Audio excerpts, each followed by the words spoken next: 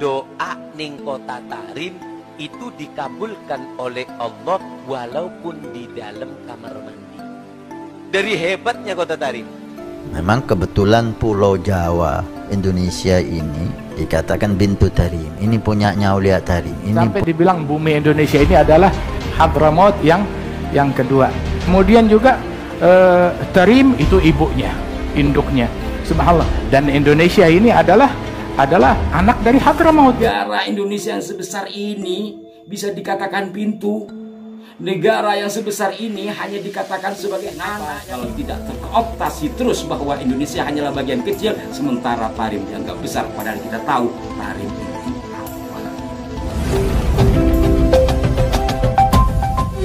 Assalamualaikum warahmatullahi wabarakatuh. Salam jumpa, salam sejahtera untuk Anda semua. Salam persaudaraan dari kami Aras9 Channel. Kembali saya menyapa Anda, saudara-saudaraku. Namun perjumpaan kali ini kita bincang santai saja berkenaan dengan telatnya saya di dalam menganalisa satu persoalan yang berkaitan dengan Tarim, ya Tarim. Jujur awalnya saya pikir ketika muncul lagu itu ya hanya sebagai lagu yang mereka buat di Tarim sana, kemudian beredar sampai di sini karena sebagian orang menganggap itu selawatan karena bahasa Arab, lalu dilantunkan di musola-musola. Ya, saya sempat ngobrol dengan kawan lah ya, yang mungkin muhibbin atau mungkin hanya sekedarnya saja. Saya bilang kalau cuman lagu-lagu yang berkenaan dengan kedaerahan, Indonesia nggak kalah. Banyak, ada Halu-Halu Bandung, ada Semalam di Cianjur, ada macam-macam lah berkenaan dengan lagu yang menunjukkan kedaerahan. Kenapa harus jauh-jauh ke Tarim? Nah ternyata setelah saya amat-amati belakangan ini dengan mencoba menelusuri baik secara digital ataupun dalam bentuk tulisan, ini gak main-main. Ya sekali lagi saya telat menganalisa hal ini.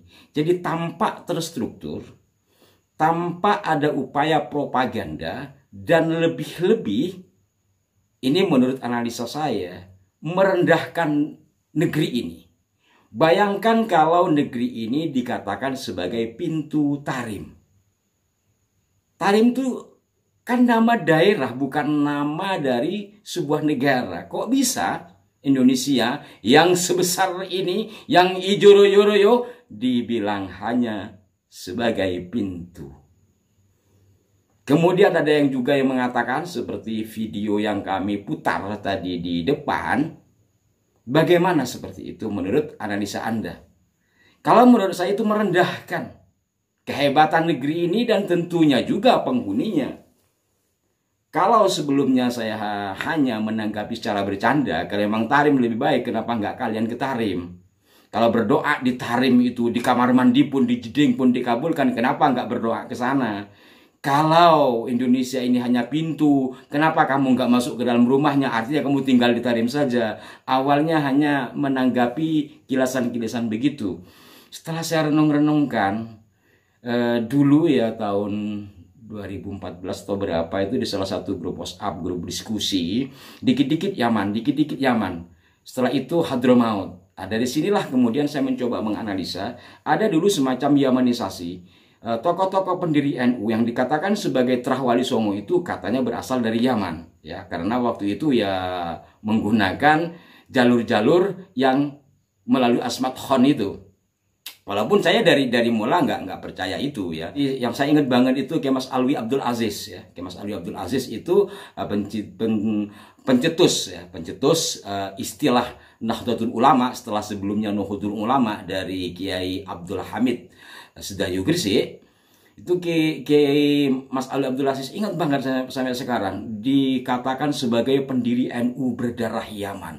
Saya sempat negor kawan, sempat marah lah gitu. Kenapa harus disebut berdarah Yaman? Andai pun benar Wali Songo itu dari sana pada saat itu ya. Andai pun benar. Sebab kalau nggak bicara begitu saya akan dikeroyok.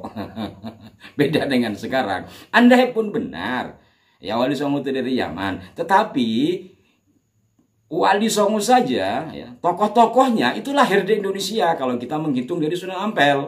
Artinya kalau Sunan Ampel itu dari Cempa, lahir di Cempa. Cempa kan bagian dari Nusantara pada masa lampau, pada masa Majapahit. Artinya beliau bukan ulama dari Yaman. Andai pun itu Wali Songo berasal dari Yaman. Dan ternyata kan tidak. Dari naskah-naskah primer yang ada. Kenapa juga sampai pada abad 20 ya, 1900-an, semacam Mas Alwi Abdul Aziz dikatakan tokoh NU berdarah Yaman, dan banyak tokoh-tokoh lain yang dinisbatkan kepada Wali Songo itu yang dikatakan berdarah Yaman. Terjadilah Yamanisasi. Jadi dari satu lingkup negara, dari Yaman kemudian, oh iya, di situ sempat ada yang marah. Saya dikatakan anti Yaman. Gimana saya anti Yaman? Saya hanya mengkritisi kok. Dan mungkin lebih sering saya berdoa sebagaimana Kanjeng Nabi berdoa kan, Allahumma barik lana fi syamina wa yamanina.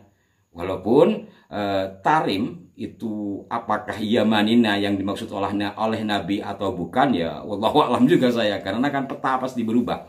Ya, seperti Indonesia dulu, Timur Leste masuk Indonesia, sekarang kan berbeda. Apakah Yamanina, Yaman kami yang dimaksud oleh Nabi itu adalah Yaman hari ini, atau Yaman yang ada tarimnya itu, atau bagaimana? Nah, dari itu jadi Hadromi kan, jadi Hadramaut, dikit-dikit Hadramaut lah dipersempit lagi kepada kampung halaman para Ba'alwi, katakanlah demikian ya, itu tarim. Gimana otak siapa yang sampai negara Indonesia yang sebesar ini bisa dikatakan pintu? Negara yang sebesar ini hanya dikatakan sebagai anak yang ibunya adalah tarim. Dari mana? Sebelumnya mungkin semua orang banyak yang manggut-manggut. Tetapi belakangan muncullah kesadaran, dan dari sini titik tumpu yang ingin kami sampaikan adalah kekhawatiran, ya. Kekhawatiran bahwa struktur propaganda itu dimulai dari berbagai hal yang mengerucut pada, mohon maaf, dalam tanda petik penguasaan.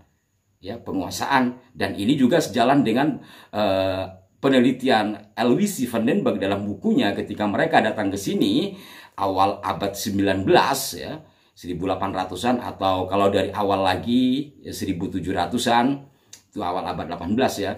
Itu memang pertama yang dilakukan adalah penguasaan terhadap masyarakat. Mencari subscriber.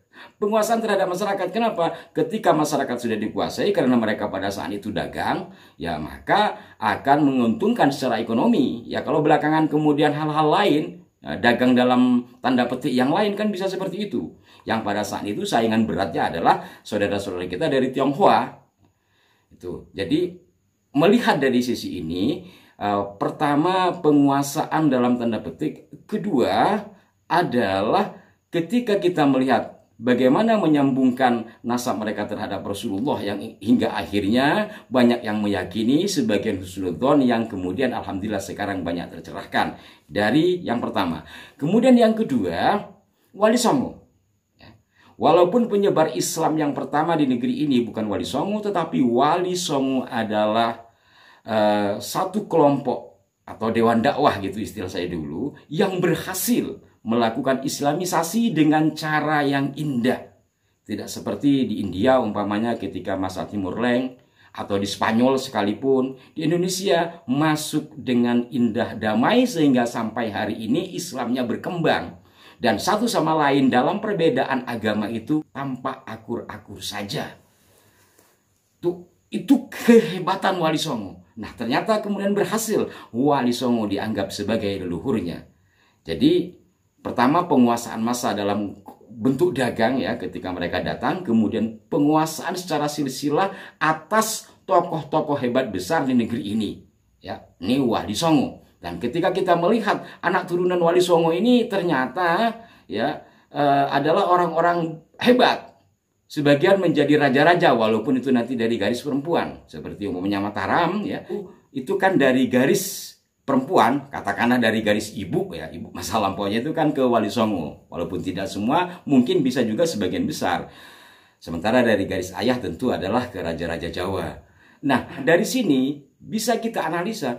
Ternyata orang-orang hebat di negeri ini ke atasnya adalah sebagian besar ke Wali Songo. Dan Wali Songo, Sokondi kan itu. Dari Yaman. Lah dipertegas lagi belakangan sampai ke Tarim dan terang-terangan mengatakan bahwa negeri ini adalah pintu Tarim, bahwa negeri ini adalah anaknya Tarim.